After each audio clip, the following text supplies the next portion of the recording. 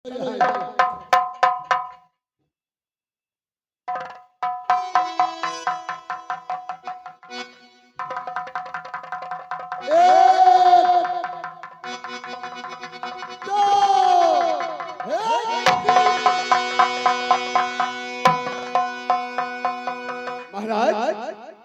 यह छछलियों का धर्म नहीं कहता है कि अपने हाथ से कत्ल करूं अपनी पत्नी के। यदि अगर आपका बेसी खुंदस है तो जल्लाद के हाथे से जान मरवा दीजिए। अगर जल्लाद नहीं है तो स्वयं इसको हम लेके जाएंगे जंगल में। आप जो कहिएगा मैं करने के लिए तैयार हूं। चल मिर्ची, इसको यहाँ से ले जाओ। जल्लाद के बजाय, अरे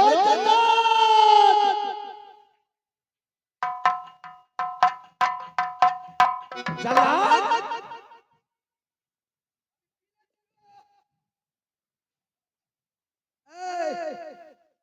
आज मैं खूब पिया हूं। जल्लाद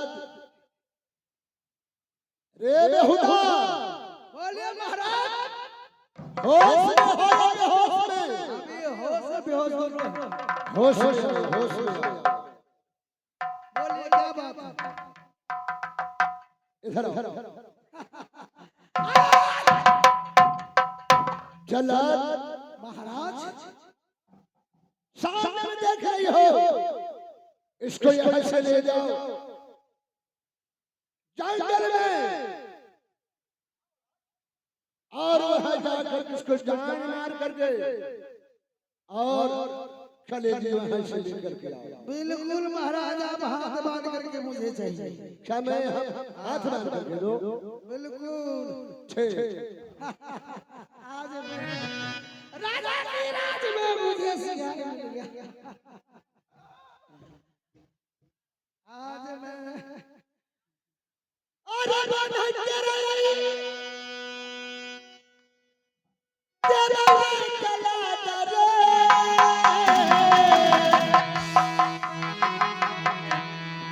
अरे हथवा दे बंधा चला दरे।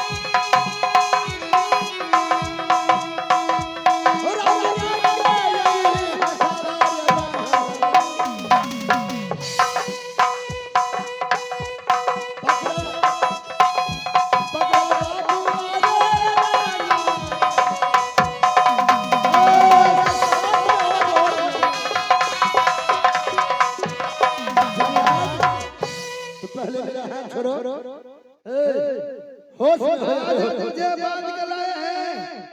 लाइए हम पकड़ते हैं। पकड़ो इसको। महाराज, मैंने सोचा कि महाराज को हाथ मिल गया।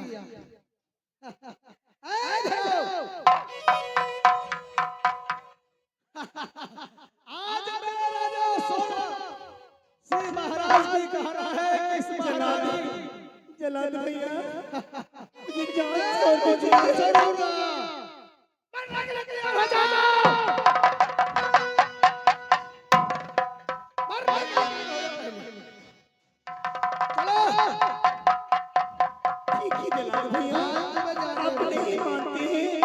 मानने के लिए तैयार हो? ठीक है।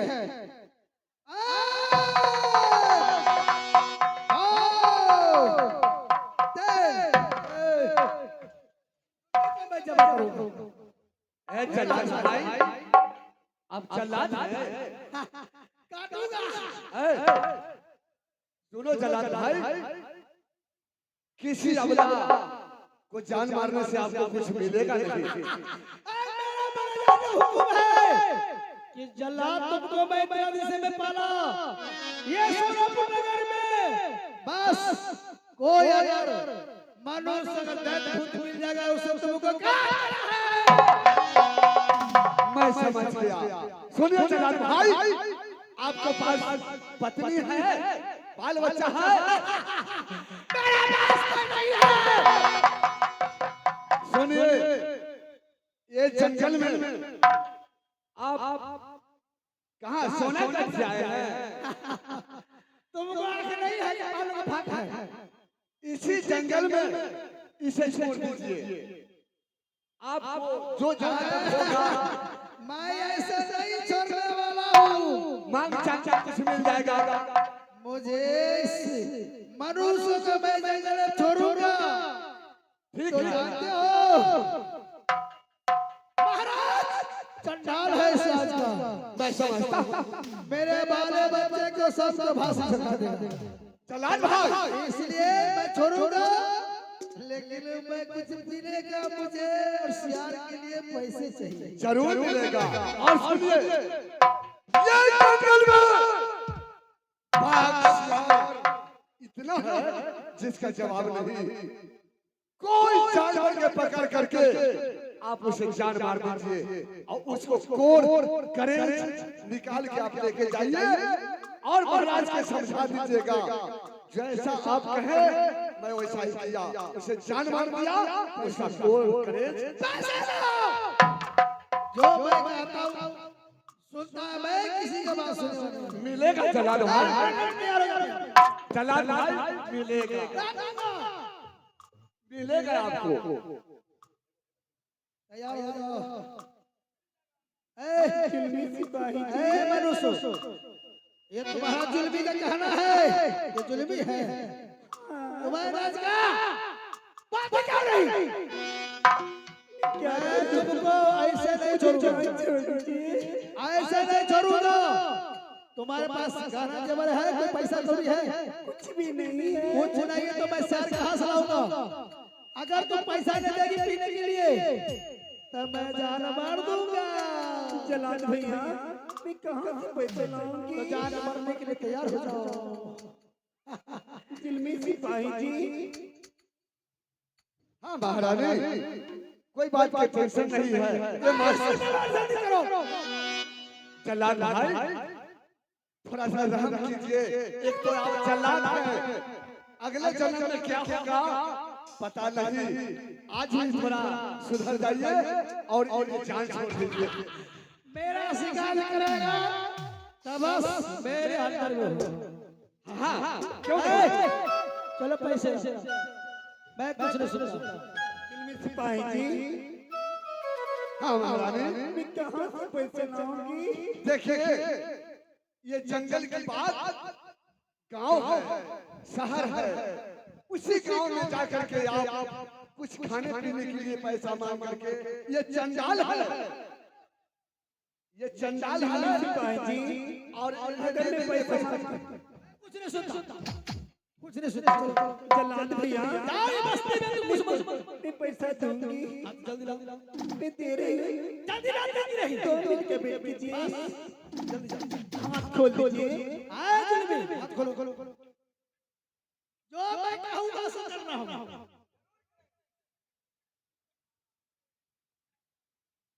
आहो कितना कइला दान है हपून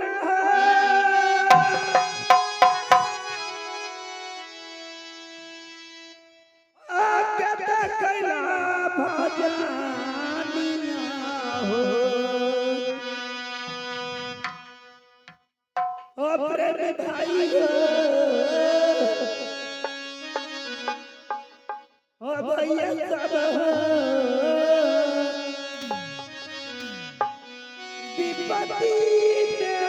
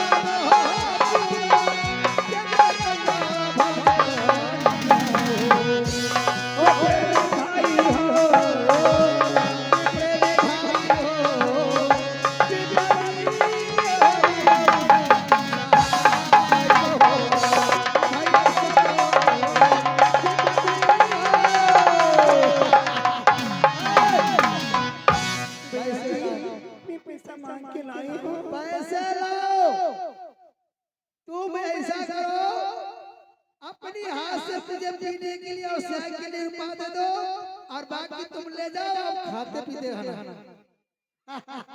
ऐसी बात इस रात से तुमको छोड़ना होगा और नहीं जंगल में रहना नहीं होगा।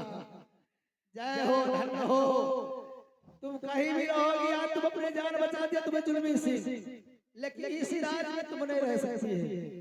कहाँ जाओगी? तुम्हें जहाँ जुल्मी छोड़ेगा वहीं रहना। ऐ जुल्मी, अगर तुम्हारे कहने के मस्तक में मैं छोड़ दिया हूँ, ये मनुष्य को, ये मनुष्य के सामने राजा महाराज के पास पहुंच गया, मेरा कोई बात होगा मैं जान में छोड़ चुका। नहीं जलाल भाई सुनिए, ये महारानी इसी बार इसी जंगल में। ठीक है मैं जा रहा हूँ, जाइए मैं जा रहा हूँ, चले जाइए ना महारानी। कहिए जुल्मी सिपाही जी, जुल्मी सिपाही जी। हाँ महारानी, आप तो बोले थे मैं शादी करवा रही हूँ, कोई चीज का दिक्कत नहीं होगा। देखो मैं कैसी हालत में पहुंच गई हूँ, जैसे मैं पहले थी वैसे ही मेरा हाल है। हाँ मैं महारानी, कहाँ जाऊंगी? विपत किसी को नहीं छोड़ा है।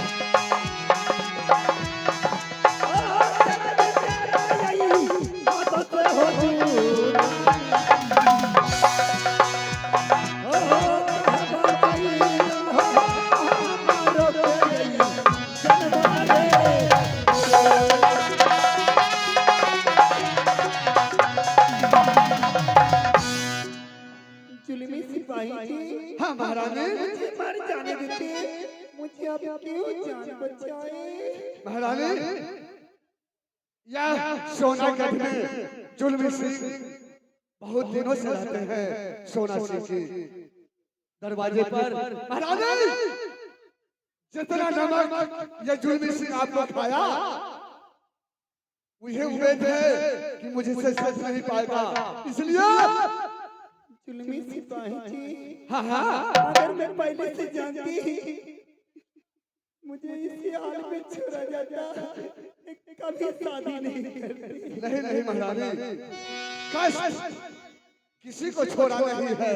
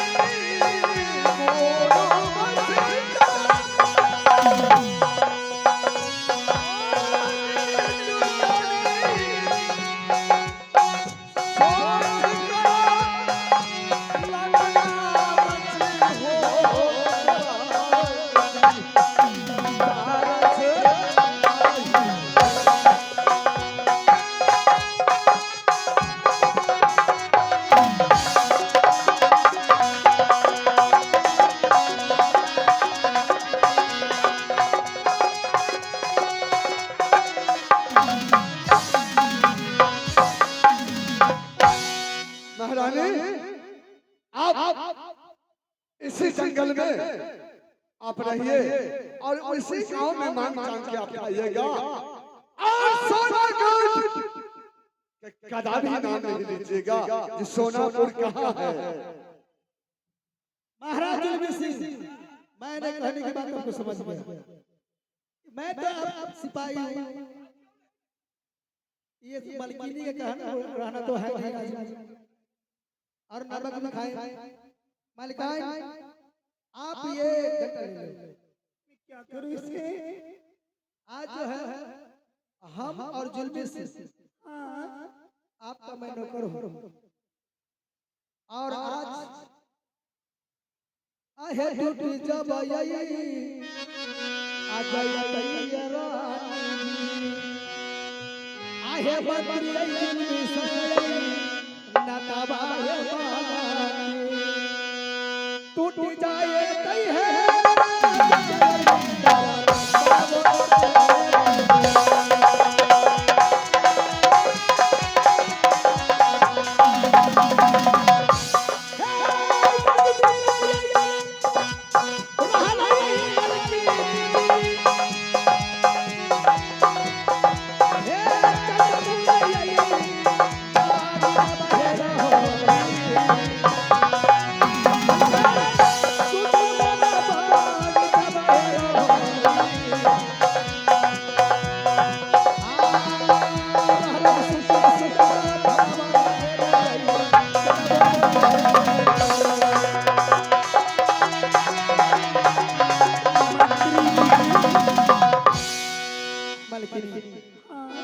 ये जुल्मी और सिपाही का काम है आपको देखभाल करने का।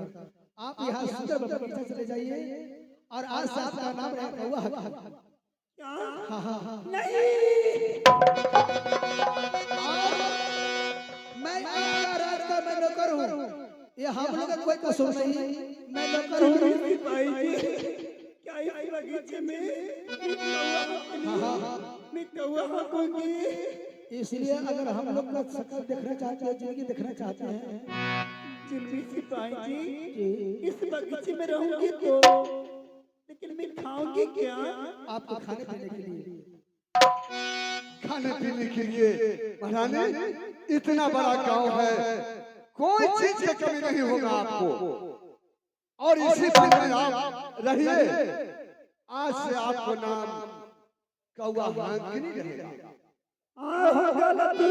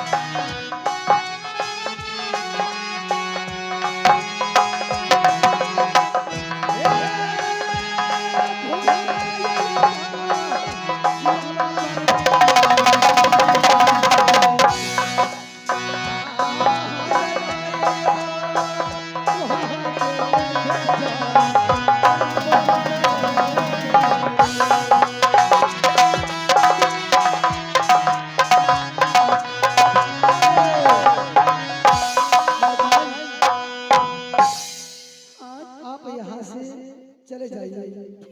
अगर विलम्ब कीजिएगा हम दोनों को दिख लेगा आपके साथ में, तो हम लोग की बात मैं जा रही हूँ। ठीक है जाइए।